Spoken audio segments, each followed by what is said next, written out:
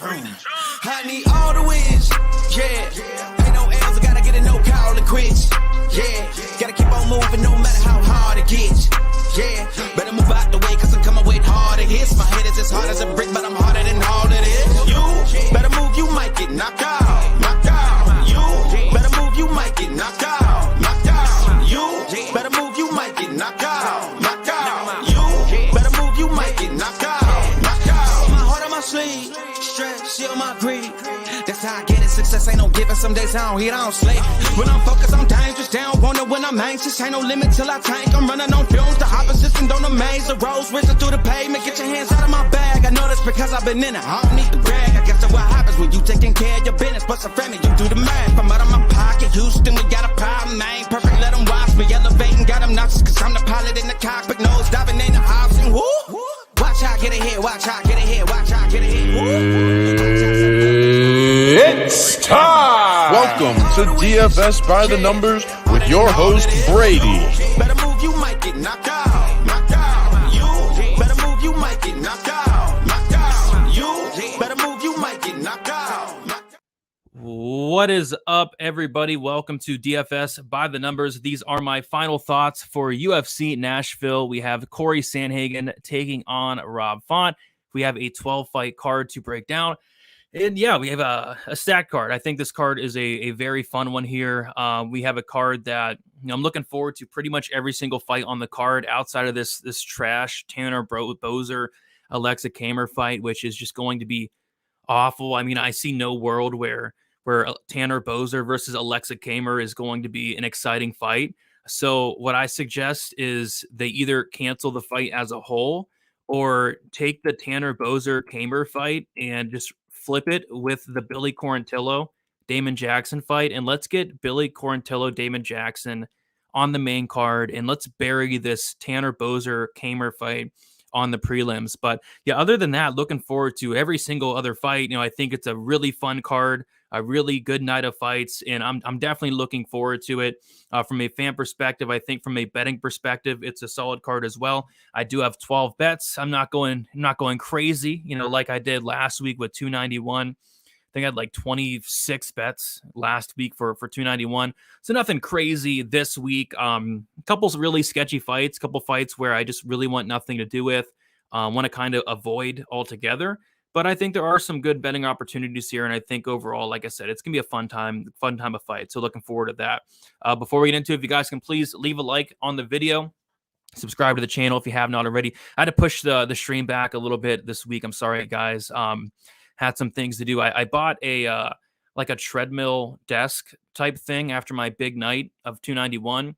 And had to put that together today, which was just a pain. So that's all together. And I thought about even like doing a stream on the treadmill desk, just walking and streaming, but maybe in the future. So I had to do that. I had to do some other things around the house. I had to record some videos. I was very behind this week on content for some reason. So, but yeah, we're here, ready to talk some fights. Be on the lookout for some Dana White's Contender Series content. So I'll be getting out a full card breakdown on Monday. And then on the website, I'll be doing a betting breakdown video like I do for the UFC cards. I'll be doing that on like Tuesdays on the website. Just talking through my best bet for the 5 fights. Typically with the Contender Series, I like to keep it very small. I think Contender Series, although it is very fun to watch, it is very sketchy to bet on. And you got variance already in MMA. And it's like times 3 on Contender Series. But yeah, I love doing content for Contender Series. I love watching on Tuesdays. So I'm really, really looking forward to 8 weeks of that. And yeah, we're in the mix of like a 17-week stretch of UFC. A little bit exhausted, a little bit worn out. Typically I start to get worn out by like 9 cards in a row. I think we're 10 in. We got 7 to go before there's a week off. But yeah, loving it. It's been a great year thus far. So hopefully we get to end the year strong. Couple months left in the year. And yeah, it's been a great 2023 altogether. So I say we check out the chat. Before we get started, we're going to go to Tony. First one in the building. He's saying, what's up, Brady? Solid card with lots of great fights. Hope everyone cashes some tickets. Yeah, that is always the goal. Cashing some tickets for UFC Nashville. We got Jussie. Happy Friday, casuals. What is up? How you doing? Happy Friday to you. Who's hyped for one? Yeah, there's a lot of stuff going on this weekend. A lot of stuff going on this weekend. I'm trying to focus my best on UFC Nashville first and foremost, and then I also gotta go crazy with the Contender Series tape probably tonight or tomorrow. Over under on how many seconds it takes for Nate Diaz to start bleeding. I imagine probably in the first round, if not the second round. We got Bailey in here. What is up, Bailey? We got Danny in the chat. What is up? What is up? LJ saying when Brady pushes the live back 20 minutes so he can do a quick scroll of his favorite Jessica Andrade OnlyFans. Absolutely not. I talked about the OnlyFans a little bit on my prediction video on Monday, and I'm still trying to recover from viewing some of those images. I mean, probably the worst experience of my life. I mean, I can't think of anything worse that has ever happened to me other than coming across those terrible images of one Jessica. And I'm a huge fan of Jessica Andrade, but I'm not that big of a fan. My goodness. Lewis is saying going to have some fun fights this weekend. Probably not a ton of unders. Thank you for the show. Yeah, I don't have a ton of unders. I have one under. I think there's going to be a lot of finishes, but in terms of like unders, yeah, I only have one this week. We got Yes Free from Scottsdale, Arizona. What is up? Hopefully you are enjoying the probably hot weather there in Arizona. We got Raymond saying, let's get into it. Let's go. We got Four Inks. What's up, Brady? What is up, Four? How you doing? We got my guy Chris in the building. What's good, Brady? Good luck to everyone. What is good with you? Jacob saying Washington, D.C. in the house. Nice. D.C. in the house. We got my guy Habo. Let's go. Let's go indeed. We got Carter saying, yo, what is up? Sanhagen, Hadley, Bonmoda's parlay is money. Hopefully that's the top line of Cody's PRP. I think it hits. I like all three of those guys. More so confident in Sanhagen and Bahamondes. I'm taking the under 2.5 rounds on Brady gassing on the treadmill desk. I'm not gonna go too crazy on it, but I'm gonna watch fights on it. I'm gonna be on there for probably like 8 hours because it's going to be a great addition to my daily routine. Just taping fights on there, writing articles on there. It was a must-have for me there. Let's cash, says Moneyline Mills. Let's do it. Let's do it. I love all this UFC action. Keeps us entertained before NFL. Yeah, once NFL comes, I mean, it's hard to, because I typically take all Sunday to just tape study fights. And when NFL's on, it's hard to kind of focus on, taping fights. I always put UFC over NFL these days, though. I used to be a massive NFL guy. Absolutely not. There we go. Derek Lewis's balls were very hot on Saturday. That was a great knockout. Cashed an under 1.5 rounds there. I wish he would have did that in the second round, though. That'd have been nice. And then Ace saying Asu, Corey, Kyler, Suarez, and Alexa. Thoughts? You're not talking about parlaying him because you wouldn't want to parlay Alexa Kamer, but I think they all 5. I'm actually picking Barcelos. So, I mean, I think 4 out of the 5 win, I'd say. But I really like Corey, and I really like Suarez, and Asu, I like him a decent amount. The other two, not at all. Although I am picking Kamer. But I say we get into it, guys. Smash the like button if you haven't already. 115 you here already. I know there's a lot going on, so I do appreciate everybody hanging out on a Friday. And Prize Picks, promo code DFSBTN. The Prize Picks vid is out. And Brady, thanks for the picks for 291. Yeah, 291 was ridiculous, man. Like, I had friends, family over, and I had a bet on 10 out of the 11 fights for 291, and I made a profit on every single fight. Like, it was ridiculous, dude. And then the icing on the cake was that 5-unit max bet on the main event violence. Was really happy that came through. But yeah, got a lot of support last week. Got a ton of donations. Like, I don't typically get a ton of donations, but a lot of people did donate. So shout out to all you guys. I do appreciate that. A max bet on Corey? No, not right now. He was like minus 205 at one point. If I could have got minus 205 on Corey, yes, but he's like minus 350 now. You missed the line by so much. It's not even worth it at this point. But I say we get into it. We're going to start with the first fight in the card. We got Asu Amabayev going against Ode Osborne. And I'm going to bring up the odds here. So Asu Amabayev has taken some steam throughout the week. He was sitting around minus 150. He is currently sitting around minus 190. Ode Osborne sitting around plus 165. And yeah, I was just going to pass on this fight, to be honest. Typically I like to be a little bit wary of, these UFC newcomers making their debut. With that said, though, Amabayev does look like the real deal. But I don't want to, discount Ode Osborne that much because I don't think Ode Osborne's a bum by any means. I just think stylistically it's a pretty rough matchup for him, right? Like Ode Osborne, I don't think his takedown defense is that great, like inside the UFC and out. Outside the UFC, you watch a lot of his fights and he's getting taken down, little to no resistance. But he's going against these lower level guys, so he's able to throw up submissions, right? And he's able to submit a lot of guys off his back. So that is something Amabayev is going to have to be, wary of. Is Ode Osborne is dangerous off his back, but Amabayev looks like the real deal. This guy can wrestle, this guy can grapple, this guy has cardio, he's dangerous. And what I like most about Amabayev is probably that fight IQ. I mean, this guy is position over submission. If he takes you down, you're probably not getting back up. So I was kind of teeter-tottering all week on whether he does finish this fight or not. I've been going back and forth on, being a late finish or a decision. And I kind of more so lean on the late finish side. And here's why. Ode Osborne does, slow down as the fight goes on. This guy's really big for flyweight. We see him slow down in pretty much every fight. And there was like an 8 or 9 fight stretch where Ode Osborne his fights were finishing in the first round. And then all of a sudden he does, get into the second round. I think it was even the Vergara fight. We just saw him fall off a cliff in that Vergara fight. So, and then on top of that, Osborne has been finished 4 times in 4 of his 5 losses, 2 by knockout, 2 by submission. So I think Amabayev is going to take this fight down to the mat. And I think as this fight goes on, Osborne is going to start to get tired. He is going to make a mistake, and then he is going to get finished in the second or third round. So I do have 2 bets here. And like I said, I was going to pass, but these lines caught my eye. Amabayev inside the distance, got it at plus 240. I believe that line is still there. I just bet it today. So Amabayev inside the distance, plus 240 for a half a unit. And then I also put a half unit shot on the fight ends by submission at plus 260. And I think, the most likely scenario here is that Amabayev sub. But like I said, Ode Osborne, he does have a very dangerous guard. And Amabayev is going to go down to the mat with this guy. So an Ode Osborne early sub, I don't think is completely off the table. But if Amabayev kicks off the night with a submission, it's going to be a pretty good start there. So give me Amabayev. I think it comes late. I also looked at like the third round or decision, but just trash odds. I think it was like plus 120 for Amabayev third round decision, which is trash because he could sub him in the second, right? So give me Amabayev inside the distance. Fight ends by sub. From a DraftKings perspective, I think it's a solid fight to target. You have Amabayev with that wrestling upside, takedown upside, control time upside, late finish upside. And you have Ode Osborne, who quite frankly, I think if Ode Osborne wins, he's going to be low owned, and he's probably going to win in the first round, whether it's a knockout, whether it's a sub.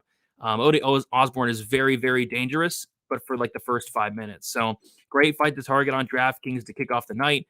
And a great fight overall. Really looking forward to this fight to kick off UFC Nashville. I got on the Asu sub, plus 300, half a unit. Yeah, I don't mind that at all. I went with the inside the distance just in case. My guy Propaholic thought, the knockout might be live for Amabayev, which I do lean more towards submission, but Osborne has been knocked out twice. So, but yeah, I do think that sub is very much on the table. I'm always very skeptical on betting UFC debuts, but he should win. Yeah, me as well. So I want to kind of tread lightly on it. I'm not going, crazy on it. But I think he'll have opportunities to finish this fight as the fight kind of goes on there. All right, let's move on to the next fight. We got Sean Woodson going against Dennis Bazooka. We got Sean Woodson is currently sitting at minus 180-ish. Bazooka plus 155-ish. So apparently like Sean Woodson opened up plus 110. And I know a couple people that got on. I know my guy Gordo got on him. I think I saw a Couch Warrior got on this guy Woodson at plus 110. Yeah, I mean at plus 110, I'd be on that as well. At minus 180, I mean I'm okay on that. I actually think it's a pretty solid matchup for Woodson stylistically. I mean this guy's going to have like an 8.5 inch reach advantage. He's going to have like a 5 or 6 inch height advantage. I mean this guy is going to be so much bigger and so much longer. Bazooka taking this fight on super short notice. Like this is like the 50th opponent of Sean Woodson. So I'm glad we're getting to see this fight. But yeah, I mean, outside of Bazooka, landing a big shot, clipping Sean Woodson, or I just don't see him taking down Sean Woodson on short notice. Like Sean Woodson, he can be taken down, but his takedown defense is very good. very good. On paper, it's 82%. So yeah, I kind of just expect Sean Woodson to keep this upright for the most part, stick on the outside and piece apart this guy for 15 minutes. So I like Woodson here, but at minus 175, I don't really want anything to do with it. Like, I guess I still have a poor taste in my mouth after the just terrible fight of, in Sean Woodson last fight against Luis Saldana, who just Saldana probably could have finished that fight like 3 different times, but instead of finishing Woodson, Saldana kind of kneed him in the face while he was grounded. Ended up being a draw, I believe. I mean, it was just a ugly look for Sean Woodson. So I don't want to lay any chalk on Sean Woodson, but if I could have got him at plus money, sure. But at this point, I'm fine with just staying away from this fight. No props really stick out. The money lines don't really stick out. It's a fight that I really don't want anything to do with from a betting perspective. And even from a DraftKings perspective, it's a fade for me for the most part. Like, Sean Woodson's probably the easiest fade of not only the year, but probably ever. I mean, this guy's 9,600 for no reason. I'm not really sure why they put him in that slot. They priced him as if he was still fighting that, that Jesse Butler guy, which, was not the case for a while. And then if anything, it's probably Bazooka, but even that I don't feel great about because I just don't like this matchup for him. So it's going to be a fade from a betting perspective, from a DraftKings perspective, but from a fan perspective, I actually think this fight is going to be somewhat decent. Not my favorite fight in the card, but I think it's going to be a fun fight nonetheless. I saw Oda getting taken down easily. Asu will maul this dude. Yeah, his takedown defense is just non-existent. His cardio is non-existent, but Oda is super dangerous. So Asu has to really mind his P's and Q's really wherever the fight goes. If he does that, it should be an easy dub. But short notice is kind of sketchy. Not short notice, but making his debut is kind of sketchy there. Bazooka is very live against Jack Skellington. I don't really think so. On a full camp, maybe, but I just don't like this matchup for him. I mean, he's going to be at such a disadvantage on the feet, and I don't really see him being able to take this guy down. So I don't like the matchup for him, but I also don't really like Woodson in general, so I see why people might try to fade him, but I don't know if this is the matchup to do so. Do you have the odds for Woodson by decision? It's not out on my books yet. Yeah, I do have the odds for Woodson decision. It is sitting at plus 165, and that is on DraftKings Sportsbook. It's actually not terrible, but I mean, maybe Bazooka does get finished because he's on short notice, but I don't really see it. If I had to, play something, it would probably be that, but I really don't want to bet any money on Sean Woodson. I really don't. Not a big fan of this guy. Bazooka trains with Aljo and Marab at Longo and Weidman. Yeah, he definitely does. This is a guy that, should be in the UFC by now. He won his last fight on the Contender Series. So, yeah, I think he should be in the UFC. I think he's a UFC caliber fighter. I just don't like this matchup for him. 96, yeah, it's a big, giant fade. Woodson relies too much on ducking and rolling out of the way of punches. He looks fragile, and I think that was exposed in his last fight. Yeah, he does. DoorDash, what is a DoorDash fight? DoorDash fight? Heck yeah, man. Heck yeah. There is a DoorDash fight on this card. This is not one of them, but I can understand where you're coming from. I'm not too excited about this fight. If Bazooka can get within range, she knocks him out, potentially. I mean, she's just at a such big reach disadvantage. But yeah, no action on this fight for me. Let's move on to the next fight. We got Jake Hadley going against Cody Durden. We got Jake Hadley has been taking some steam all week. He is currently sitting at minus 203. And Cody Durden is sitting at plus 173, which is weird because, every time I opened up Twitter, I saw a bet on Cody Durden. Which I understand. I mean, this is one of the there's a couple fights on this card, right, where if this fight goes the full 15 minutes, you got to believe that Cody Durden wins it. Cody Durden has a path here. That's what makes him a very live dog. Cody Durden has a path in this matchup, and the path in this matchup is going to be wrestling. We've seen Hadley taken down. Hadley has no takedown defense. And that's because he is very confident off his back. He is a BJJ black belt, and he's very good off his back. Don't get me wrong, but we have seen guys take down Jake Hadley with ease. And Cody Durden could do that. I mean, Cody Durden can absolutely take this guy down. I just think there's a lot of things going against Cody Durden here in this matchup. Cody Durden is coming in here on short notice. I don't like that. In a fight where he has to come out here and he's probably, to win this fight, he's probably going to have to shoot, upwards of probably 20 takedowns. I mean, how many did he shoot against Charles Johnson? I mean, this guy against Charles Johnson got like over 10 takedowns. So if he's not coming in here in the best shape possible, and if this guy slows down, he is going to get finished. So I don't like that for Cody Durden. The fact that he is coming in here on short notice, like his last short notice fight was against Chris Gutierrez, different matchup, but we saw him slow down massively in the second and third round. And this is a fight where he is going to have to go out there, and you got to believe he's going to have to wrestle. Yeah, in the Charles Johnson fight, this guy shot 18 takedowns. And I had a bet on Cody Durden in his fight against Charles Johnson as a dog. But I just don't like this matchup for him because he's going to be in danger at wherever this fight goes. On the feet, I like the striking a lot of Jake Hadley. This guy, Hadley, his striking has improved, just leaps and bounds. And I love the way he mixes it up to the body. Like, this is a guy in Hadley who just invests to the body.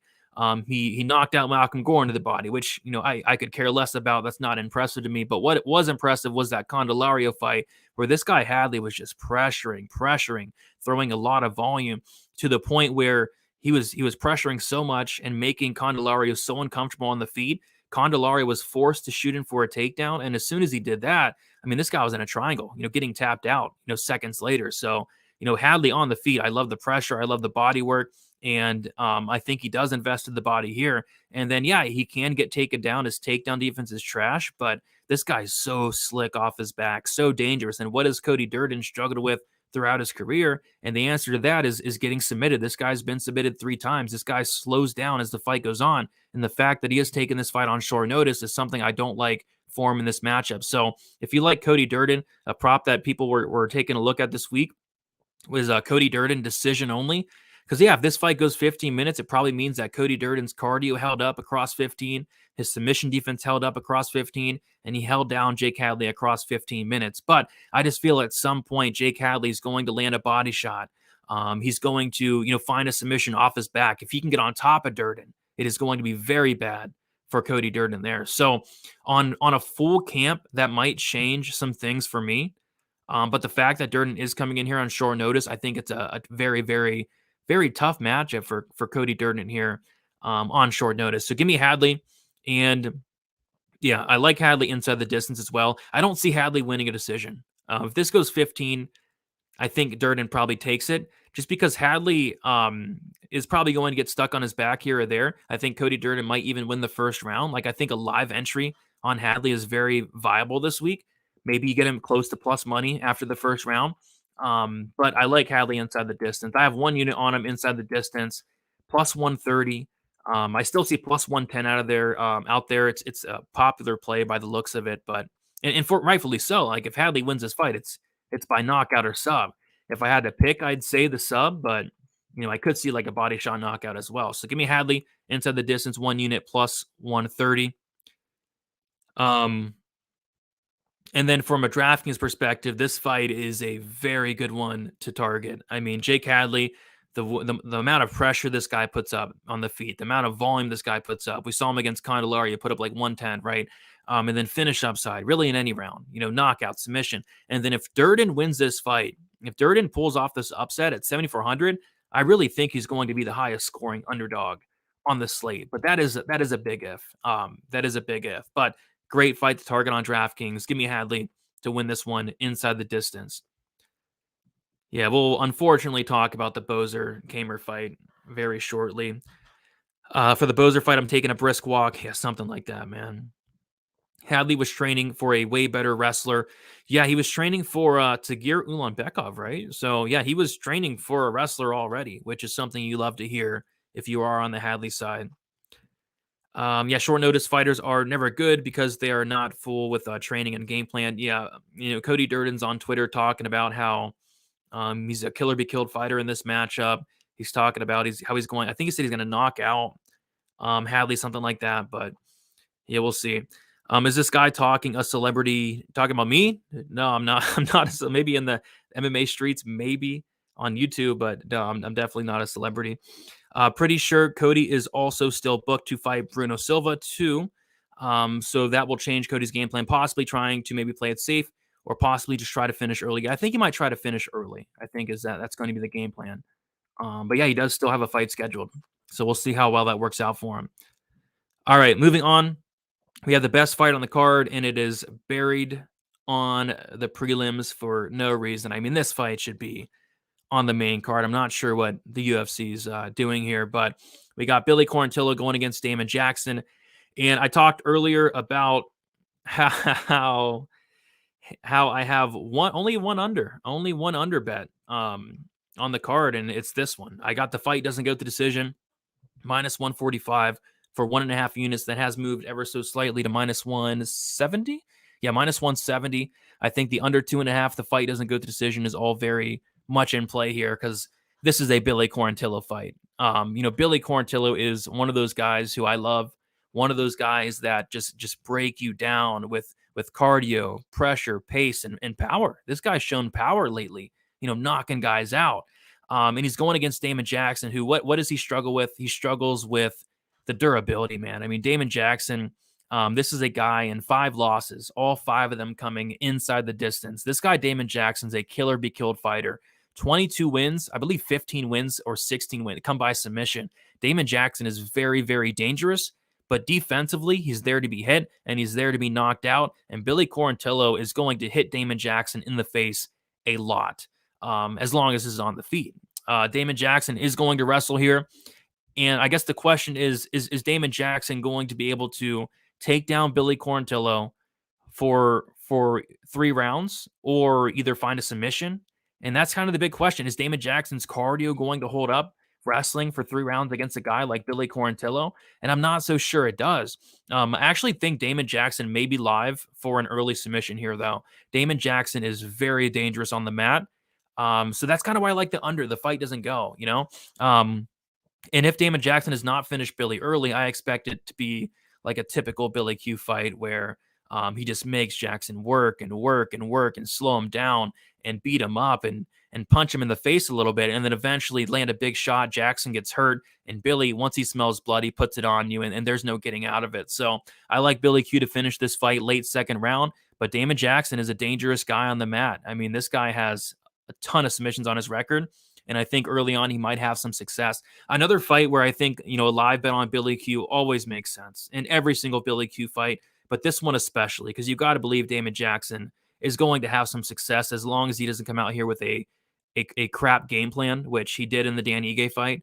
But as long as the Damon Jackson comes in here with a good game plan, which in my opinion would be taking down Billy Q, he probably does win the first round. It's just, is he going to be able to keep that up throughout the next 10 minutes? And I don't really think so. So I like the fight doesn't go 1.5 units. And I've seen some guys in my Discord talking about the round 2, round 3 KO. I can agree with that. I guess my concern with that is Billy just knocks this guy out in round 1, because I think Damon Jackson's so chinny. I mean, I was all over Dan Ige in the Damon Jackson fight. Just a trash matchup for Damon Jackson in that fight. I think if Billy hits this guy, he can go down even in round 1. But yeah, round 2, round 3, Billy Q is always in play. But I'm just on the fight doesn't go. I think somebody's going to get served here. And I think that person getting served is Damon Jackson for the 6th time in his career. I think he's going to get served in this one. Best fight on the card. Not sure why it's so low. We got my guy Jacob. You're a celebrity to my bankroll. It's been a great year, man. It's been a great year, and it was a crazy July. Hopefully August brings some good fortune as well. I think this one's a solid one, but I think Billy Q all day. Yeah, I like it. You had the right idea, Brady. Bump Billy Q and Jackson to the main card and demote Kamer Bozer to an untelevised dark match. Yeah, I say just take it off the card in general, but maybe there's a Tanner Bozer fan out there or a Kamer fan out there.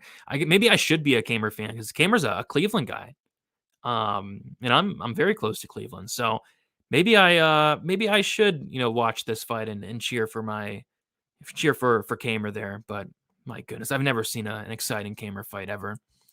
Jackson said this week he has been renovating his house and opening a gym. So Jackson's training camp has included renovating a house and opening a gym, and that's what he's been working on. Now, I mean, he's focusing on other things. I did hear the part about the gym, but Jackson is he's a dangerous guy early. We'll see if he can keep it up though. 100% got to think it's something about with Bozer's contract. Only thing I can think of why, or to even have out the action throughout the card maybe. Yeah, I kind of thought Bozer would get cut after his last fight against Kudalaba. I mean, getting starched by Kudalaba wasn't the best look. Sprinkling Billy round 2 finish and round 2 KO and round 3 finish and round 3 KO. I agree with those sprinkles. The only problem is like they're kind of all over them, so you're not getting the best price tags in the world, but yeah, I think they're in play. That Barcelos pick is pretty unique, man. Appreciate that, I guess. Not a ton of bettors looking at him.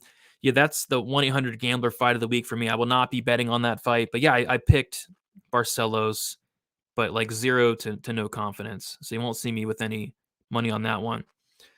Where are you at, Brady? I'm right here. I'm right here. No, where am I at? I am in Ohio. Northeast Ohio. All right. Let's move on. Used to be a PA guy. PA guy for a while. Went to college in PA, but now I am back in Ohio nowadays. All right, let's move on to the next fight. We have a very, very, very fun fight. Rank these in order of my most confident. You listed him right in my most confident. Sandman, Suarez, Bahamondes, 1, 2, 3, just like that. All right, so we have Jeremiah Wells going against Carlston Harris. This fight is so much fun. I have 2 bets on this fight. And I guess I lied. I guess I have 2 unders. Forgot about this one. I have the under 1.5 rounds, 1 unit plus 100. It actually got a terrible line on it. It went to plus 115. I think it's still plus 105. And then I also have the fight won't start round 3, 1 unit minus 135. So I have 2 units total on this fight ending before the 3rd round starts. So yeah, I think this fight's going to be a car crash. You know, both these guys are so dangerous wherever the fight goes. Both these guys have a ton of power. Jeremiah Wells hits like an absolute truck. Carlston Harris, unorthodox striking. I don't even know how to explain it, but you know, it works for him. And when he lands, he hurts guys and knocks guys out. So not only do both guys have a ton of power, but both guys have piss poor striking defense. Both these guys just block punches with their face. Both these guys have no regards for anything coming back at them. On paper, Jeremiah Wells a 40% striking defense.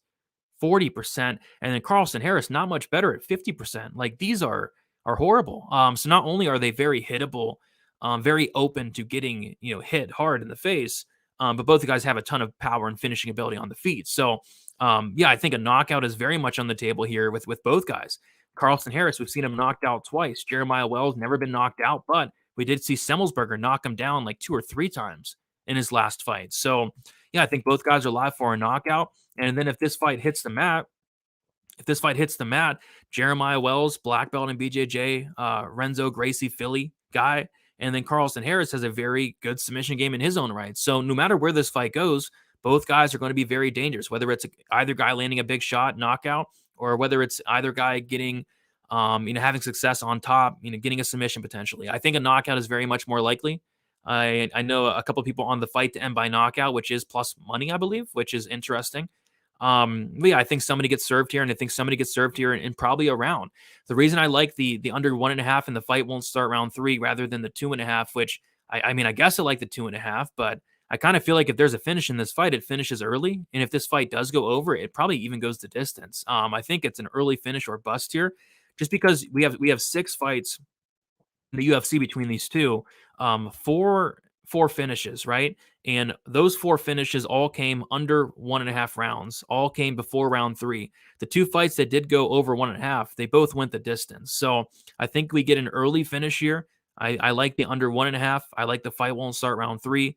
1 unit on the 1.5, and then 1 unit on the fight won't start round 3.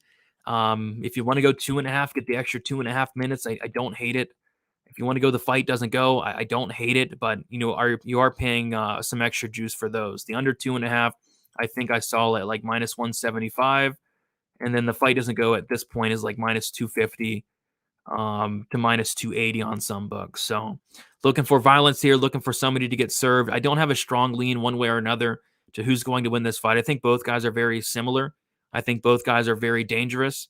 If I had to make a pick, I guess I would ever so slightly pick Carlston Harris, but I don't have much confidence in that. I just have confidence that somebody is probably going to get served and somebody is going to get probably finished in the very first round here. Great fight to target on DraftKings. Jeremiah Wells, 8,500. I think he has first round knockout upside, same as Carlston Harris. I think somebody gets finished under a round and a half. So yeah, I think both guys are very much in play. We didn't talk about DraftKings for the Quarantillo fight, but yeah, Quarantillo is DraftKings gold. If he wins this fight, expect one of the biggest scores on the slate. And then Damon Jackson's a very viable dog, because if he wins, expect takedowns, control time, maybe even an early finish for Damon Jackson. So Yeah, these are two great fights to target on DraftKings. Billy Quarantillo Jackson, Jeremiah Wells, Carlson Harris as well. And yeah, I think we're going to get some more violence in this Jeremiah Wells fight also. Should I take Wells versus Harris fight by KO or decision or KO by sub? I would take KO or sub just because both guys do have great submission games. Yeah, Klein's always in incredible shape. We got my guy Fahad. Hopefully I pronounced that right. What is up, Brady? What is up, dude? Harris size difference at weigh-ins, bigger than I thought. Yeah, this guy is going to be quite bigger. On paper, it is about 3 inches of height, but he did look pretty big there. Is there a chance Rob Font can win? Can Font KO Corey? I don't personally think so. Everybody has a puncher's chance, but a Font win this week would kind of surprise me. For sure has a puncher's chance. Close and interesting fight, both wanted. I'm not sure if you're talking about the main or this one, but yeah, this fight, the Harris fight, is going to be a very fun one for as long as it lasts. All right, let's move on. We have this is the 1-800-GAMBLER fight of the week for me. This is a fight where, I don't know, it's caused me a lot of stress all week. It's a fight that, has caused me a lack of sleep all week. And there was a fight like that last week, the Blachowicz-Pereira fight. I was like, man, this fight is stressing me out. And I ended up just passing on the Blachowicz-Pereira fight, and it ended up working out. So I think that's what I'm going to do here. I'm going to pass on this fight. There's just red flags on both sides here. Kyler Phillips coming back after a long layoff, a PED suspension. How's this guy going to look off the juice? You have Hayani Barcelos, who I used to be super high on. I thought this guy was a top 10 guy at one point, maybe even top 5 potentially. Now he's showing a clear decline, has clearly slowed down throughout his career. He's taken this fight on short notice. He's now 36 years old at bantamweight. He just got brutally knocked out. This is a sketchy fight for me. I'm staying far, far away from this one. I think Barcelos, if we get anywhere near the best version, this is such a winnable fight. It's crazy, but I could see this going bad in a lot of ways. Like, Kyler Phillips, the much younger guy, maybe Barcelos coming in here. Maybe he looks terrible. Maybe he looks terrible after getting just brutally knocked out. He's only getting older. He's not getting any younger at this point. I just have a bad feeling about this fight, so I'm just going to stay away. I was kind of tempted on like the Barcelos money line, or the Barcelos plus 3.5 point spread is something I almost pulled the trigger on, but maybe Phillips knocks this guy out. So I'm going to pick Barcelos for the win, but there's so many red flags and question marks on both sides where I just really don't want anything to do with this fight. So it's going to be a pass for me. And on DraftKings, that's probably where I'll get my exposure, because I think Barcelos is a super live dog. So I'll probably play some Barcelos on DraftKings just because he's so cheap, 7,200. And I think if he does win, he does typically score well on DraftKings.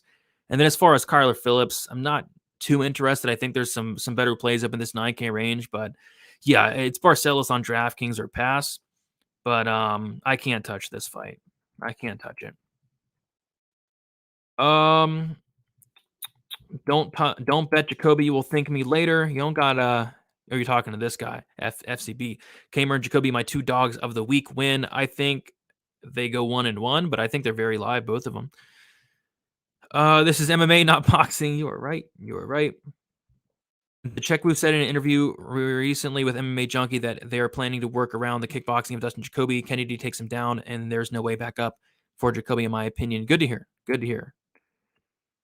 Barcelos inside the distance. I would kind of lean more so decision. Phillips has never been finished.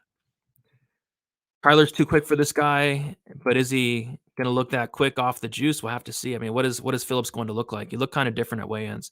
Plus, Barcelos never pulls the trigger. I don't know about that. Barcelos is very high volume, man. Barcelos is landing 5.69 strikes per minute. I guess in the Henry fight, didn't really pull the trigger as much as he should have. Sandman, Suarez, Jake Paul plus money. There you go. Suka's live 2 could be. The under 2.5 is plus money. I know a couple people that are on it. I don't love it. I mean, I think if there's a finish, it's probably Phillips knocking this guy out in the first round. I don't know, though. Cody Duran. I don't know who Cody Duran is. Cody Durden's on the card, but I'm actually picking Hadley to win. Yeah, people said that against Trevin Jones as well. And we saw how that played out. But yeah, I'm betting on this fight. On a card where there is not many certainties, one thing is certain: this week is not a week for parlays, and I like that you say that, LJ, because I actually have no parlays on this card. I think there's a couple parlay pieces that kind of stuck out, but I ended up not playing any parlays whatsoever. I've got a feeling Rob wins by TKO. I would be fairly surprised if that happened. And my bankroll would be fairly surprised if that happened. All right, let's move on. We got Ignacio Bahamondes going against Ludovic Klein. Yeah, nothing much here. I think this is a solid. This is a great. What parlay spots do you like? I mean, do you want to parlay Tanner Bozer? Do you want to parlay Kennedy and Nzechukwu? I think Sandhagen's a solid parlay piece. I mean, what parlay pieces do you like? I guess it's a good parlay week. I mean, yeah, parlay away. There you go. All right. Anyway, Bahamondes, Ludovic Klein. I don't have much here. I think it's a great spot for Bahamondes. Let's see where the money line's at now. Yeah, minus 230 now for Bahamondes. Yeah, I mean, I think it's a good matchup for him. I'm very high on Bahamondes these days, and it's actually kind of weird. Like I used to be very high on Klein prior to him coming into the UFC and after his head kick knockout against Shane Young. It's just the last 5 fights for Klein, even though he's like 2-2-1 in those last 5 fights, I haven't been impressed with any of those 5 performances. So the last time I've really been impressed with Klein was kind of outside the UFC, where this guy was just head kick knocking out everybody in front of him. And that, now that he has taken a step up in competition, we're seeing that, he's not getting those head kick knockouts as frequent. And he seems to be kind of lackluster in there, just not a ton of volume with Klein. I mean, he's going to get clearly out volume in this fight. Like what does a Klein win look like in this matchup? And I'm not so sure. Is he going to out volume Bahamondes? No. Is he going to knock out Bahamondes? I don't really think so. Is he going to take down Bahamondes and submit him? I think he's going to try to do that, but will he have success? I'm not so sure. So I think it's a good spot for Bahamondes. It's just I don't really love the line. I think a sneaky spot here could potentially be Ignacio Bahamondes to win by either decision or submission, the double chance. Right now it's plus 100. Just because I don't really see him knocking out Klein. I think a decision is most likely. But a spot that I did pull the trigger on is fight to end by submission, I think is a sneaky look. It's currently sitting at plus 490. I got it at plus 450. I have a quarter unit on it, very small play, just because I think there's going to be paths here for a submission on either side. Both guys have been submitted twice. We take a look at their finish losses. They have 5 combined finish losses. 4 of the 5 come by submission. Bahamondes sub twice, Klein sub twice. I expect Klein to go for the takedown here. I expect him to grapple, because why wouldn't he? Why would Klein stay at range with Bahamondes for 15 minutes? It wouldn't make sense. So if it turns out Klein does get this fight down to the mat, Klein has a 42% submission rate. And then I could also see a scenario where Klein's tired, he's getting beat up, he's getting hurt, he shoots in for a sloppy takedown, and Bahamondes snatches up something in the second or third round. So like kind of like Landwehr did, like Landwehr submitted this guy. So, and I think that was Landwehr's first submission ever. So yeah, I could see like a sneaky submission, but other than that, I don't have much interest in this fight. Just a very small play on that fight and sub. I think Bahamondes' decision is most likely. Don't love this fight from a DraftKings perspective. I don't see much finishing upside early for Bahamondes. I don't see much. I don't see any grappling upside outside of, like I said, like a sneaky sub off of a tired Klein. So, yeah, not much sticking out in this fight, to be honest. But I do like Bahamondes to win. I don't think Bahamondes is the worst parlay piece in the world. Suarez, Sandhagen, Harris doesn't go to decision. Bahamondes, I like all of those parlay pieces. Oh, what do you think of that parlay? Yeah, I think it hits. I agree with all of them. Bahamondes should get a finish. I think it probably goes the distance. Amos, Chile, yeah, this guy is very good. I'm looking forward to seeing how good this. And he's only like 25, I think. He's super young. Was he 25? Yeah, 25 years old. Bahamondes. Good stuff. We got my guy Sunsu in the building. What is up, Sunsu? Good to see you. Keep up the momentum. You had a nice slate last week. Thank you. Yeah, it was a crazy 291. Hopefully, can finish the year strong. I appreciate you hanging out, Sun-Tzu. DFS, one of the DFS legends in the building. Nice to see you. Klein win doesn't exist. I mean, anybody has a chance, but Bahamondes and Sanhagen is a lock rate parlay. I think it would have been a great parlay like earlier in the week, but both these lines have kind of got steamed to where the point I don't really want to play it. But yeah, if I could have got Bahamondes, Sanhagen around even money earlier in the week, I would not have hated that play. In my opinion, best dogs are Bazooka, Kamer. I think Kamer is very live, but I want to bet that fight.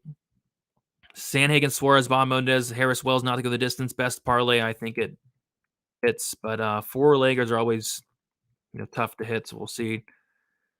All right, so let's keep moving on. We're doing great on time. I'm not going to talk much about this Bozer fight. I mean, this fight sucks. I'm going to pick Kamer to win just because I feel like this is a very close fight. But if it turns out Kamer, who was 25 at the time, took 2 years off and, made some improvements. If he made some improvements and looks like a completely different fighter, I think he could win this fight. But even if he shows up and looks like the same Kamer, this is probably a close, greasy fight that goes to decision. The judges probably screw it up as well. So I just want nothing to do with it. If you're looking for a live dog, there you go. Kamer's a live dog. It's just I couldn't stomach putting any money on this guy whatsoever. Like if I put money on Alexa Kamer and he lost the fight, you probably wouldn't see me showing up the next week. I'd probably have to take at least a couple weeks off to recover. I mean, I couldn't look at myself in the mirror betting on this fight. So yeah, the picks Kamer, but I have like negative confidence on this guy. I'm not high on either guy, Kamer or Bozer. I'm probably not even going to watch this fight, but I'll pick Kamer for the win. It's a fade on DraftKings. I mean, this fight's going to be terrible. I can't imagine in what scenario this fight's going to be exciting. I'm not sure why it's on the main card.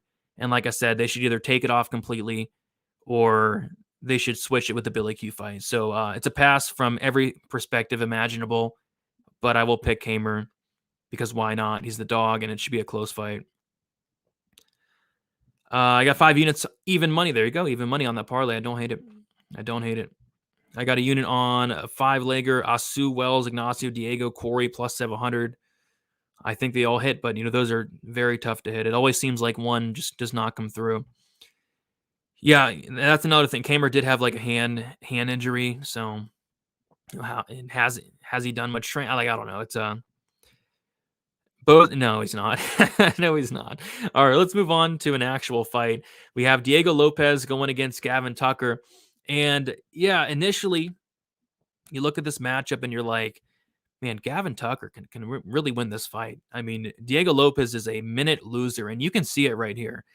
He's a minute loser, a 90% finish rate for Diego Lopez. This guy's 2-4 in decisions. So if Gavin Tucker comes in here, looks good, wins the striking exchanges, mixes in takedowns, stays on top, win minutes, Gavin Tucker can win this decision.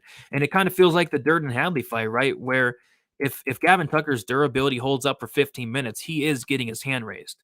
It's just, for me, it's kind of a big if with Gavin Tucker. And here's why. This is a guy in Gavin Tucker who is now 37 years old at featherweight. This is a guy in Gavin Tucker who has not won a fight in about 3 years. We have not seen him in about 2.5. So, this much of a layoff at 37 years old, I don't know how well that's going to fare for him. On top of that, I question the durability of Gavin Tucker at this point. He got knocked out brutally against Dan Ige. We have seen him hurt and drop before. Prior to that, this guy is a Renzo black belt. But I have seen him make mistakes on the mat. I've seen him get put in bad spots. I've seen him give up his back all the time. Like, this is a matchup where, yeah, if this fight goes 15, Tucker probably does win it. It's just, is he going to be able to last 15 minutes with an absolute killer in Diego Lopez, who's going to be dangerous wherever this fight goes? On the feet, Diego Lopez, although not technical at all, very hittable. This guy has power. This guy has a lot of power. And so I could see him knocking out Gavin Tucker. I could see him hurting Gavin Tucker on the feet. And then obviously on the mat, Diego Lopez is very dangerous. We saw that in really all of his fights, but the Evloev fight, this guy's throwing up submissions nonstop. So I just feel like at any point in this fight, at every point in this fight, from when it first starts to in the third round, Diego Lopez is going to be live for a finish, whether it's a knockout, whether it's a submission, whether he's off his back, whether he takes the back of Gavin Tucker. So kind of like the Durden fight. If you like Gavin Tucker, I would take a look at the decision only, because I think there's a very good chance that Diego Lopez does find a finish. Whether it's early, whether it's late, I don't know. It could be literally at any point in this fight. So I'm gonna take Diego Lopez. I get why people are on the dog here with Tucker. It makes sense. He should be the minute winner. It's just, can this guy Gavin Tucker last 15 minutes with a young, hungry killer in Diego Lopez who's going to be dangerous from the jump? I'm not so sure he can at 37 years old. So I like Diego Lopez. I do have a 1-unit bet on Diego Lopez inside the distance at plus 130. The line is still around there. I see plus 120. So yeah, I think Lopez does finish Gavin Tucker. I don't want to mess around with the sub or the knockout because, quite frankly, I think it could be either or. From a DraftKings perspective, I think this is a very important fight to target. Like, if Gavin Tucker pulls off this upset, it probably means he was able to get multiple takedowns, get a ton of control time, kind of like Evloev, and probably puts up a big score. If Lopez wins this fight, it's probably a finish. I'd be shocked if Lopez wanted. I don't even know what a Lopez decision looks like, quite frankly. So that's why I think the decision only for Tucker's a solid play. It was minus 125, but it kind of got smashed. It's like minus 150 now. It is what it is. But yeah, give me Lopez inside the distance there. Had a 9-leg last week with the calls of yours, and I agreed with 25 to 1,400. There you go. My goodness. Good hit there, dude. Lopez, third round sub. I picked first round, but it could be in the third round. I want to see how high the line goes on Lopez. I don't think it's going much higher. Lopez is currently sitting at minus 170. I think it stays about right there. It moved early on in the week, but it hasn't really moved since for a while. Jackson and Tucker, my dogs for the week. I think they both have paths. A lot of these dogs have paths. It's just, can Jackson's durability hold up? Can Tucker's durability hold up? And I'm not so sure it does. Tucker decision only, yeah. I mean, if you like Tucker, decision only is probably the way to go. It's just you might have to lay some chalk on that at this point. 168 watching, only 62 likes. Come on, guys, let's smash the like button. Yeah, let's see if we can get 100 likes by the time we get out of here. I think that is 38 likes. So 38 more of you, if you guys could smash the like button, it would be much appreciated. Lopez, round 3 sub, plus 1,300. I mean, I don't love it, man. I mean, I think it could come in the first as well, or second, or I think it could be a knockout. So I think there's a lot of other outcomes, but you're calling your shot. We got Alex in the chat. What is up, my guy, Alex? Lopez, round 2 sub. Yeah, he likes round 2. Joel likes round 3. I like round 1. It could be in any round. What is up, Alex? Hopefully you're doing well. Let's keep moving on to the next fight. We have Kennedy and Nzechukwu going against Dustin Jacoby. Nothing much here. This is a fight where I kind of feel like it all comes down to the game plan of Kennedy, right? Like, if Kennedy's game plan is to go out there and kickbox with Dustin Jacoby for 15 minutes, I mean, he loses that fight. He loses that fight more often than not. So what I think Kennedy is going to do is going to be to grapple here. Kennedy is a guy that has been really working on that grappling for a while now. I remember Kennedy first got his white belt. At this point, it's been years since he's got that. He was working on the jiu-jitsu and he's working on the wrestling. We saw him implement some wrestling in the Carl Roberson fight. So I feel like it only makes sense for Kennedy to grapple here. It wouldn't make much sense for him to strike with Jacoby for 15 minutes. So if Kennedy is to grapple here, I feel like it's a good fight for him. It's a winnable fight for him because we have seen Dustin Jacoby taken down a lot in the UFC.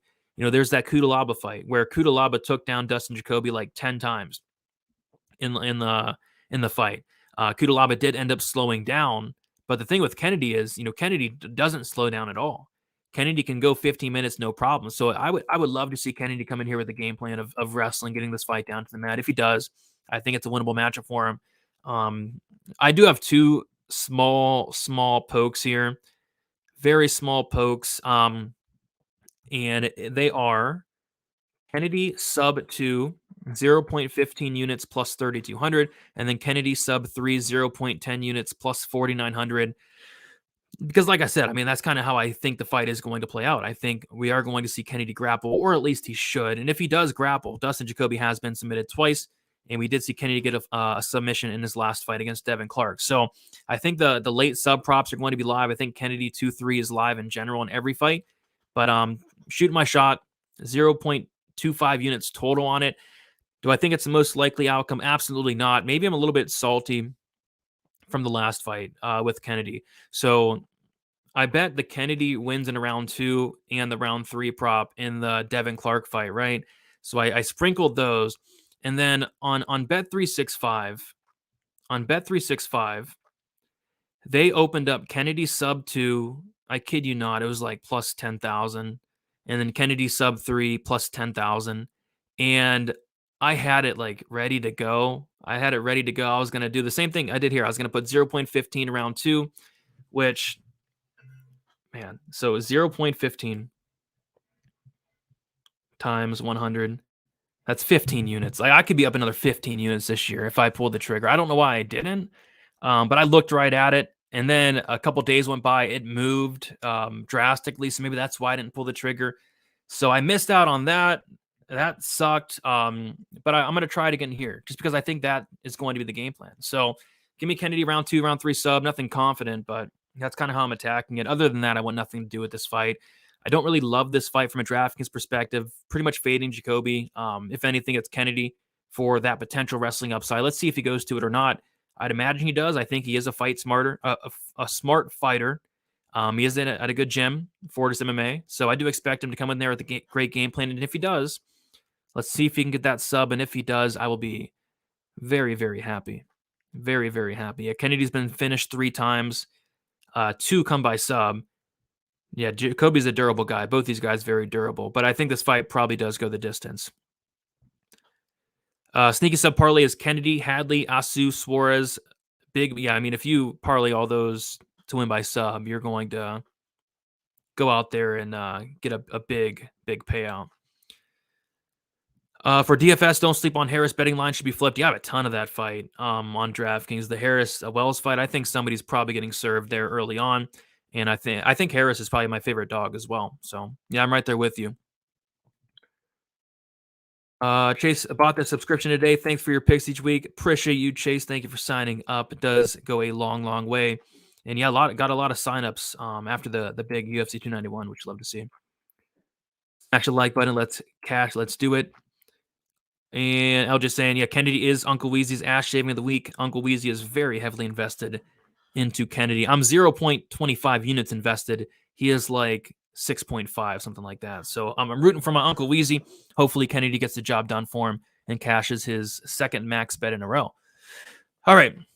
Co-main event time. We have Tatiana Suarez going against Jessica Andrade. We have Tatiana Suarez is the biggest favorite on the card. She is sitting at minus 410, and Jessica Andrade is sitting at plus 310. So as you guys know, I'm a big fan of Jessica Andrade. Every time she fights, and it's fight day, I post a clip of her dancing. It's probably my favorite clip that I have on my phone, and I post it every Saturday. And I'm not sure if I'm going to post it this Saturday because I do think she's going to get smashed here and smashed very badly. But maybe I will post it. But yeah, I'm a big Jessica Andrade fan. I'm not a big fan of that OnlyFans though. I'll tell you that right now. I'm not that big of a fan to where I would go and sub to her OnlyFans, but maybe some people feel differently. And by the way, I did come across, I was talking about it on my prediction video. I did unfortunately come across some of those Jessica Andrade photos that were apparently leaked, and people put them on Twitter as a joke. And I forget the one guy that did it, but one guy even commented under one of me or Uncle Weezy's posts and tagged us in it. And it was probably the worst experience of my life looking at those photos. Like, I've had a lot of bad things happen to me throughout my 25 years of living, but I think that was probably the worst thing that's ever happened to me, having to set sight on those Jessica Andrade photos. So there was a point where anytime I closed my eyes, I would just see it just looking at me. I mean, it's like a horror movie, man. Like, you can make a full-blown horror movie. Like, I should be a director and just direct something along the lines of, you close your eyes and that's all you see. It's truly horrifying stuff. I probably should have went to counseling for it eventually, but I'm good now. I'm good now. So that's really all that matters. Where was I? Back to this fight. Yeah. Anywho, I'm a Jessica Andrade fan, but I'm not a fan of this matchup for her. And it's weird to say, Jessica Andrade, she's only 31 years old, and I don't want to say she's washed or nothing like that, but I do think one of two things is happening. I think she is starting to slow down, or she doesn't really give a crap anymore. Because it looks to me like she doesn't really give a crap about her career. She's been in the UFC for a long time, since she was 21 years old, I think, like a long time, and she's accomplished so much. She's had so many good wins, so many good finishes. She's been a champion. She's accomplished so much. And the reason I don't think she gives a crap is a couple reasons. The first one is that Blanchfield fight. She shows up on short notice, and she gets outstruck by Blanchfield in the first round somehow, and then she gets taken down in the second, and that's it. She quits in that matchup. She quits in the Blanchfield fight. The other reason I feel like she doesn't give a crap about her career anymore is because she's taking this fight. Like, if you gave a crap about your career, you are not taking a fight against Tatiana Suarez, period. But you're definitely not taking a fight against Tatiana Suarez on short notice. That is a terrible career choice for Jessica Andrade. So, yeah, I mean, Suarez, she's a massive favorite. She should go out there, take Jessica Andrade down, and once she does, Andrade is probably going to look for the door. So, this is not my favorite bet of the week by any means, but I do have 1.5 units on Tatiana Suarez to win inside the distance at minus 140. That line is still there. I feel like she makes this look pretty easy. I mean, for Andrade to win this fight, she's going to have to stuff the takedowns, and good luck doing that. So give me Suarez inside the distance. That is my only bet on this fight. I think Suarez makes it look pretty easy. I have a ton of Suarez on Draftkings, 9,500, takedown upside, finish upside, control time upside.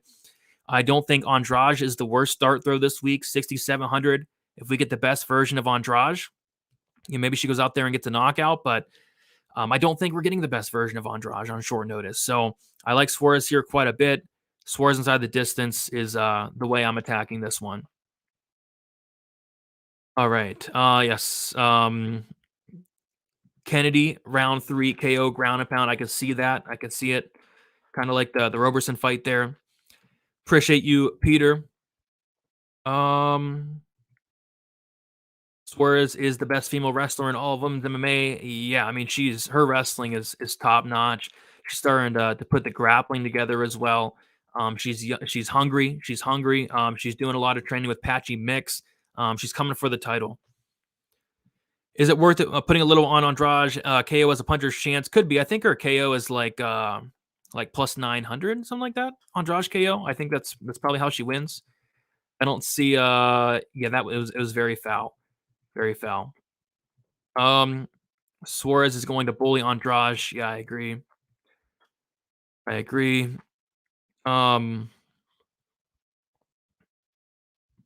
Yeah, Suarez is tough, especially on short notice. Yeah, definitely. Alex saying Suarez sub 2. I can dig it. I can dig it. Suarez is she has dealt with so much stuff throughout her career. Like she had like multiple injuries. I mean, it's been crazy. So yeah, she's come back, and she didn't look amazing against Montana De La Rosa, but she had like a 3-year layoff, something crazy like that. I expect her to go out there and look good here. All right, guys, we'll move on to the main event. Before we do so, if you guys have not smashed the like button, I do appreciate all the likes. Subscribe to the channel if you have not already. We got Corey Sandhagen, Rob Font. Corey Sandhagen, massive favorite here. The line's just been coming in all week. Sandhagen was like minus 200 for a little bit, went to minus 170. Now he's minus 350. I see minus 400 on a book. I mean, this money's coming in on Corey Sandhagen, and I can't argue it whatsoever. I think it's a very tough matchup for Rob Font on short notice, especially. But yeah, Rob Font is a guy that has just taken a ton of damage in his last 2 5-round fights. Against Jose Aldo, just got destroyed, dropped in multiple rounds, almost finished so many times in that fight, right? Against Marlon Vera, this guy, Font, got hurt in pretty much every round. And by the way, I had the Vera round 3, 4, and 5 sprinkled. Vera proceeds to destroy Rob Font in the 3rd, 4th, and 5th round, dropping him in every round, on the verge to finishing him in every single round. And I thought the fight probably could have been stopped on several occasions, but it was in the 5th round where I'm like, why isn't the fight getting stopped? Where Marlon Vera landed like a front kick to the face, and Rob Font's face was all swelled up and all messed up, and Rob Font was like wobbling around, looking like he was done in there. I thought the fight could have been stopped, so I should have probably cashed a 3, 4, or 5 Marlon Vera in that fight, but he just took so much damage in that fight. He took a life-changing damage, right? And a lot of people thought that due to taking this damage, Yanez was going to knock him out, including me. Although I did sprinkle Font by decision, which obviously did not work out because Font sparked Adrian Yanez, but yeah, so he went down. He went down a level of competition. He beat Yanez. That's great, but he's going back right into a 5-rounder on short notice against Corey Sandhagen, who Corey Sandhagen at this point, I mean, he destroys Adrian Yanez. We saw him destroy Marlon Vera, and then Corey Sandhagen, he beats Jose Aldo at this point as well. So yeah, I mean, I think it's a great match for Sandhagen. I think there's a reason money's been pouring in on him. I would have max bet Corey Sandhagen had I saw the minus 200 at minus 350. I don't have really any interest in max betting it, but as a parlay piece, I think he's fine this week. What I do like though is Sandhagen inside the distance, and I like it quite a bit. I like it so much that I have a unit and a half on it at plus 130. That line should still be there. I just bet it today. But yeah, Sandhagen inside the distance plus 130. Rob Font, he's never been knocked out, but he's been knocked down 5 times in his last 3 fights. He's taken so much damage. Rob Font does not wear damage well at all. Like even at the weigh-ins, it looked like somebody already beat up Rob Font. Like this guy's not wearing damage well, and he hasn't even been hit in the face yet. And I feel like there's about to be a cut stoppage. So yeah, I mean, I think Corey Sandhagen's live for a finish at any point in this fight. I feel like it could be a head kick. I feel like it could be a flying knee. I feel like it could be a cut stoppage, a doctor stoppage, a corner stoppage. I feel like it could be a sub, a club and sub. I feel like there's going to be so many opportunities for a finish here. I feel like Corey Sandhagen is going to really beat up Rob Font. And then on top of that, Rob Font's talking about coming in here and knocking out Corey Sandhagen. So I kind of feel like Rob Font's going to kind of get after it quickly, and I think that's probably going to be to his detriment because Corey Sandhagen can take a shot, and I don't think Rob Font can. Like some of these shots that Marlon Vera and Aldo were landing, they looked like they were barely touching him, and then Rob Font was doing the chicken dance all across the cage. So I don't think Rob Font was once durable. I don't think that's no longer the case, and I think Sandhagen gets him out of there. I'm not sure when. I'm not sure how. I'm not sure in what round, but I think Sandhagen does get him out of there. Yeah, somebody in the chat was talking about 3, 4, 5. I thought about that too, but I can see it being early. I mean, I could see it being in the first or second is the only thing. Sandhagen 4th round KO. I think I'm picking like second. Sandhagen to land the most takedowns at minus 125 on Bovada is a great look, especially training for Umar. Yeah, he was training for Umar. I think he might go to the takedowns. Yeah, don't look at those entourage photos. I mean, it's bad. When's the final betting video drop? I think it dropped right now. I set it for 8:30. Really feels like Sandhagen finish is going to happen. I think there's going to be a multitude of opportunities. If it doesn't happen, I really worry for the health of Rob Font. Everybody's says they're going to knock out to build up a fight. Can't listen to the noise. Yeah, I mean, I guess you're right. I guess we don't really hear people say they're going to go out there and decision somebody. Just thought that was interesting because Rob Font's not really knocking out anybody outside of Yanez. Got my guy Mott's in the chat. What is up? How you doing? Did anyone else think Rob Font did not look good at official weigh-ins? And at 140, not even 135 to me. Yeah, he looked bad. It looked like he really had a tough cut. Even it is a short notice fight. Yeah, I looked at it like he had a tough cut. Yeah, I didn't like how he looked. I didn't. So yeah, we'll see if Sandhagen can finish this guy there. So yeah, that is it. We went through all 12 fights. Very good card. Looking forward to it. Great card, Nashville. Next week, not the best card in the world. I think it's UFC Vegas something. But Terrence McKinney is stepping in on short notice to take on Mike Breeden. So shout out to Terrence McKinney for saving the card next week. Looking forward to hitting my seventh Terrence McKinney under 1.5 in that fight. So that'll be fun cashing that. And then I'll actually be on Clint's show, Die Hard MMA podcast, on Monday, breaking down the card, which is going to be nice. So, yeah, that should be fun. Tomorrow, going live for Best Bet. We got me, Narco Cop, Uncle Weezy. Should be a good show there, going live at 4 Eastern, 2 hours prior to the prelims. And then, yeah, like I said, look out for Contender Series content. Going to be breaking down the Contender Series this year. Going to be doing a full card breakdown on Monday, I believe. Monday afternoon is typically when I'll get it out for Contender Series. So yeah, should be fun. Should be a fun end to August here. Contender Series, UFC. We got a lot of stuff going on this weekend. Should be a fun weekend for sure. But yeah, guys, best of luck for UFC Nashville. Thank you all for hanging out. And yeah, stay away from that Jessica Andrade OnlyFans. But yeah, leave a like on your way out, subscribe to the channel, and we'll talk to you guys very soon. See you later.